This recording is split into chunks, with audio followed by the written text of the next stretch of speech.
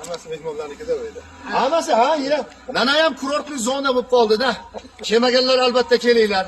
Yaqinda Nanay haqida bir joyda havoni tozaligi haqida Nanaynikini gapirib faxrlanib ketdim.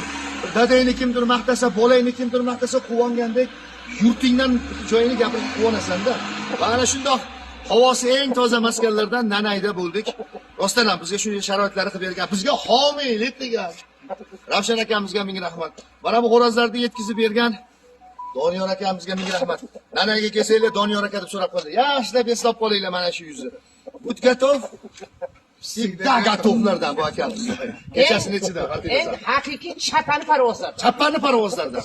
Ash akamiz. Sog' bo'linglar. Bugun mana sizlarga Nanay zotlarini ko'rsatdik. Bu 100 dan 1 edi bu zotlar. Juda ham ko'p. Biz kutilmaganda kelib qolganligimiz uchun Xudo xolasa keyin ko'rsatuvlarimizda bahor kelsin. Ravshan mehmonxonaga chiqdik. Qozon paroz yangi sonni olyapmiz. Kuzatib turinglar. To'liq sonni qo'yamiz YouTube'ga. Xayrlashmaymiz. Ko'rishguncha deb qolamiz. Ana shunday aslar, sog' bo'linglar.